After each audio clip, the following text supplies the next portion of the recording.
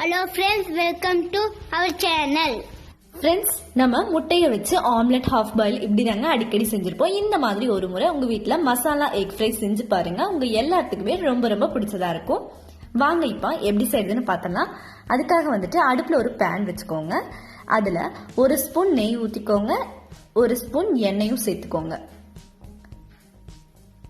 இது நல்லா சூடானதுக்கு அப்புறமா வந்துட்டு அரை ஸ்பூன் சீரகம் சேர்த்துக்கோங்க. நீங்க நெய்க்கு பதிலா வந்துட்டு வெண்ணெய் கூட ஒரு ஸ்பூன் சேர்த்துக்கலாங்க. அடுத்ததா வந்துட்டு சின்னதா 2 துண்டு பட்டை உள்ள சேர்த்துக்கோங்க. சிறிதளவு கருவேப்பிலை தலை சேர்த்துட்டு நல்லா இதை வதக்கி விட்டுருங்க.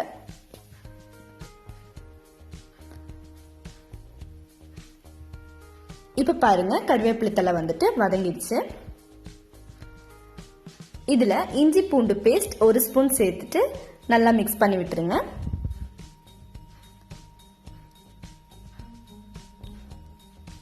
அடுத்ததா வந்துட்டு ஒரு பெரிய வெங்காயம் எடுத்துக்கலாங்க. அதை வந்து இந்த மாதிரி கட் பண்ணி உள்ள சேர்த்துக்கலாம்.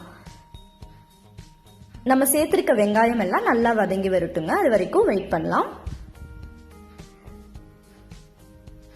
இந்த மசாலா எக் ஃப்ரை வந்துட்டு நம்ம வந்து சாப்பிடும் போது சட்டுன்னு காலி ஆயிரும். அந்த அளவுக்கு ரொம்ப ரொம்ப பிரமாதமா இருக்குங்க.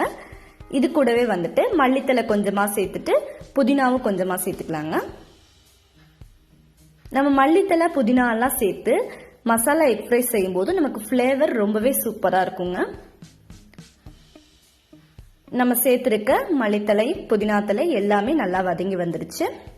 அடுத்ததா இதுல நம்ம ஒரு தக்காளி பழத்தை வந்துட்டு இந்த மாதிரி கட் பண்ணி உள்ள சேர்த்துக்கலாங்க.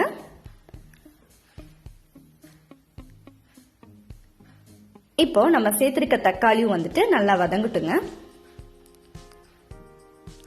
மசாலா எக் ஃப்ரை செய்யறதுக்கு நமக்கு ரொம்ப குறைவான டைமே தேவைப்படுங்க.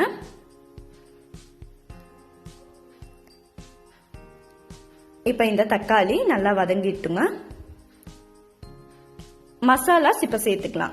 இது கூட ஒரு ஸ்பூன் மிளகாய் தூள், மல்லித்தூள் அரை ஸ்பூன், கரம் மசாலா அரை ஸ்பூன் சேர்த்துக்கலாங்க. 1/4 ஸ்பூன் மஞ்சள் தூள், தேவையான அளவு உப்பு சேர்த்துட்டு நல்லா இதை மிக்ஸ் பண்ணி விட்டுருங்க. நம்ம சேர்த்திருக்க மசாலா எல்லாமே வந்துட்டு தக்காளி வெங்காயம் கூட எல்லாம் நல்லா மிக்ஸ் ஆகிற மாதிரி இதை அப்படியே கலக்கி விட்டுருங்க. அடுப்பு வந்து மீடியம் ஃப்ளேம்ல வச்சுக்கோங்க, உங்களுக்கு கரெக்டா இருக்குங்க. இதை அப்படியே 1 நிமிஷம் நல்லா வதக்கி விட்டுருங்க. இப்ப இதுலயே வந்துட்டு கொஞ்சமா மட்டும் நம்ம தண்ணி சேர்த்துக்கலாங்க. நிறைய சேர்க்க வேணாம், கொஞ்சமா தண்ணி சேர்த்துக்கலாம்.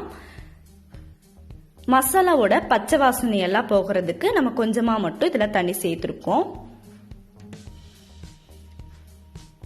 இது அப்படியே வந்துட்டு நல்லா கொதிக்கட்டுங்க.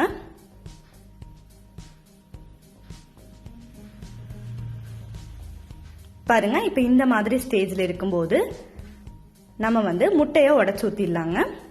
இன்னைக்கு நான் 4 முட்டை வந்துட்டு இதுல சேர்த்திருக்கேன். நம்ம வந்து 4 முட்டையுமே வந்துட்டு இதுல உடைச்சு ஊத்திடலாங்க. இப்போ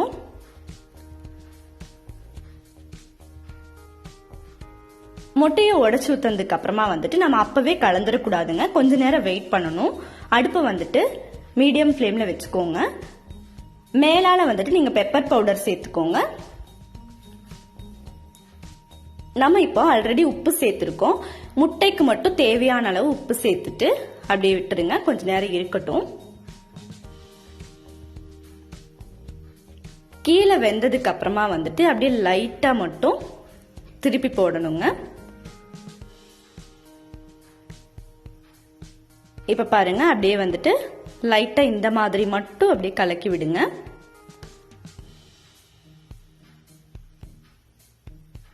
இப்ப பாத்தீங்கன்னா வந்துட்டு நமக்கு கீழ் சைடு வந்து நல்லா வெந்திருக்கும். பாருங்க எப்படி இருக்குன்னு. இந்த மாதிரி திருப்பி போட்டுக்கோங்க. இப்ப வந்துட்டு இதை அப்படியே இந்த மாதிரி கலந்து விட்டுறலாங்க. நமக்கு இதை விட கொஞ்சம் பெரிய பீசஸா வேணும்னா வந்துட்டு அப்படியே லைட்டா மட்டும் திருப்பி விட்டோம்னா போதுங்க. இதை விடவே உங்களுக்கு பெரிய பீஸா கிடைக்கும். இப்ப வந்துட்டு மேலால அப்படியே மல்லித்தலை தூவி விட்டு கலந்து விட்டுருங்க. இப்ப நமக்கு ரொம்ப அருமையான மசாலா எக் ஃப்ரை ரெடி ஆயிடுச்சுங்க. பாருங்க, பார்க்கும்போதே அப்படியே எடுத்து சாப்பிடணும் போல தோணும். அந்த அளவுக்கு ரொம்பவே நல்லா இருக்கும்.